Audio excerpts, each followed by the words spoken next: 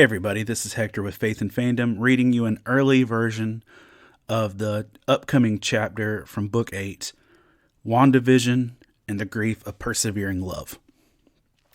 This chapter can also be found on our website, faithandfandom.org. Here we go. In one of the more memeable Marvel movie moments in recent history, Wanda storms towards Thanos in a ferocious rage, declaring, "You took everything from me." For me, I don't think that truly hit home until I now sit on the other side of watching all of WandaVision. There was a lot going on in the Infinity War Endgame era of Marvel, and if I'm honest, the loss of Vision and the impact on Wanda didn't truly register high on the things that impacted me. There was a really high body count, with half of all existence ceasing to exist with the snap. In that, Vision's loss honestly was overshadowed for me. There were so many other amazing things that happened across those films, like On Your Left, or I'm Still Worthy, or I Am Iron Man, that their arc just didn't register high on the things that affected me. Honestly, they probably ranked just below Ant-Man's tacos in my calloused heart. WandaVision changed that. I remember watching the social media reaction on the first two episodes as people in my bubble were confused and frustrated at the tone and pace. One post literally said, "What was Marvel thinking? Who is this for? Who would watch this?" Then by the time episode 4 hit, all naysaying dropped. As the show progressed to not only entertain and amaze, it also got much deeper and more poignant in terms of the serious subject matter of loss and grief. It went from a corny sitcom to some of the most honest discussion of depression and suffering we've seen in mainstream pop culture, and especially in the world of superheroes. Tom King's book, Heroes in Crisis, made some bold swings at this style and depth of storytelling in terms of recent comics, but Tom King also was part of the inspiration for WandaVision in the first place with his book Vision. The reality is, though, more people are going to watch a show on Disney Plus than read comics, especially when it's well done. WandaVision takes us to a small town where, after being manipulated, Wanda's grief erupts through her power to the point that she reshapes an entire town and its inhabitants to a world of her making, where Vision is once again reunited with her, and the pain of her reality is distant from her acknowledged perceptions. She did what many of us wish we could do: completely isolate ourselves from our problems and pain, while pretending everything is fine. Even as Monica stated in the finale, given the chance and given your power, if we all possess the ability Wanda has, then we all possess the possibility that we would react to our grief and pain in powerful, reckless ways. The series, as it should have, made me care much more about Wanda and Vision as well. Wanda's plight was absolutely understandable, and I totally empathize. But as with all of our grief, hiding it or hiding from it rarely works. And eventually it all began to truly crumble. Granted, Wanda had an antagonistic witch forcibly trying to burst her bubble, but the result was still the same as our own prolonged efforts. When Agatha finally saw that Wanda was truly unraveling, she pounced. She captured Wanda's children and held them hostage as she forcibly walked Wanda through some of the most painful, formative moments of her life. As Wanda says, "I don't want to go back there." Agatha replied, "I know you don't, but it's good medicine, Angel. The only way forward is back."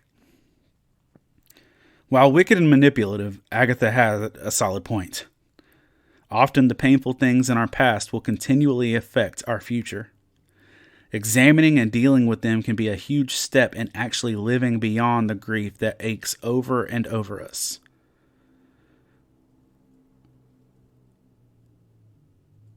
Our grief even impacts others when not dealt with properly. As Sharon painfully declared to Wanda, "Your grief is poisoning us." When talking about communion, Paul shares that examining where we are and where we've been helps us avoid consequences we don't actually desire. If we are properly evaluating ourselves, we would not come under such judgment. 1 Corinthians 11:31. Jesus even stated that when you realize you have unresolved issues with others, that you need to drop what you're doing, even worshiping, and go get it resolved. Therefore, if you are offering your gift at the altar and there remember that your brother or sister has something against you, leave your gift there in front of the altar. First, go and be reconciled to them, then come and offer your gift. Matthew 5:23 through 24. Sometimes we repress our trauma and legit don't know we are holding on to things. But once we are aware of it, we need to be willing to pursue it. Sometimes, though, it takes outside forces to truly help you see what it is you're holding inside. That can mean a greedy, manipulative witch, or more productive avenues like therapy and counseling. But also, don't discount the fact that God can actively help you see and deal with the things that loom over you. David in the Bible had serious emotional and mental struggles: depression, anxiety, fear, issues of self-control and self-destruction. But he made it through all of it, and his willingness to not only acknowledge his struggles, but to reach out to God for help and correction in identifying and dealing with those struggles played a big factor not only in his success, but also in his survival. Search me, God, and know my heart. Test me and know my anxious thoughts. See if there is any offensive way in me, and lead me in the way everlasting. Psalm 139:23 through 24. Here's the thing, though. When we examine ourselves, our pain, our grief, our trauma, it's not always a simple diagnosis or prayer and things are automatically fixed. It's a process. And sometimes that process is painful and ugly. Sometimes the pain we are in is something that we can't escape from, but rather we have to fully acknowledge and work our way through it. As Wanda told Vision in her Agatha-induced recollection, it's just like a wave washing over me. Again, it knocks me down. And when I try and stand up, it just comes for me again. It's going to drown me. No, it won't, Vision replied. And Wanda questioned, yeah, how do you know? And Vision responded, well, because it can't all be sorrow, can it? A simple reminder for us that though the pain is absolutely real, though the trauma is absolutely true, there is still hope and life waiting beyond it. One of the most encouraging verses in Scripture to me is Revelation 21:4, as it describes the death of depression and heartache. He will wipe away every tear from their eyes. There will be no more death, or mourning, or crying, or pain, for the old order of things has passed away. Revelation 21:4. We want to arrive in a place like that. And Wanda literally tried to create a place like that for herself. But it's honestly not a destination or state we can jump to or bypass the journey of. We need to let that be a source of hope, but not at the expense of actually dealing with what's in front of us. In a recent song on his solo project, 7, Judah, also the lead singer of Judah and the Lion, and Lindsay Cook sang these lyrics. Take me to the trials and teach me again. My joy is waiting on the other side of them. Take me to the waters with my enemies close behind, and I'll be like Moses, waters be open wide. Because maybe the point is not in the getting over, but the getting through. Because when I surrender, all of my trust is fully in you. Then the waters open and then close when I get to the other side. And I'll look back at no bridge, so my enemies can't follow behind. We try so many things to get over our pain, grief, trauma, or hurting, when in reality getting through them is going to be much better for us than simply avoiding the trouble our struggles present us with. I'm so grateful for this reality, though, because sometimes I'm the problem. I'm the source of grief or trouble that other people are dealing with, and I'm grateful that they persevere through rather than abandoning me. During Wanda and Vision's conversation about grief, Vision makes what is, in my opinion, the most profound statement in the series, and in reality, most of recent pop culture. What is grief? if not love persevering. I saw this quote on more Facebook quotes than anything else for days after that episode dropped, and the effect it had on people was vast and tangible. I think it gave many people a vocalization and validation of pain they felt but didn't know how to properly address. For me, the one thing it really hit home is that it spoke a new layer to me into the story of Jesus. I don't just mean in a generic Sunday school answer way. Like, it helped me better understand a moment and mentality of the gospel. Before the cross, Jesus was in agony. He knew it was coming. He knew he was facing physical death, spiritual isolation, and pain beyond imagination. His grief was real. His anguish was real.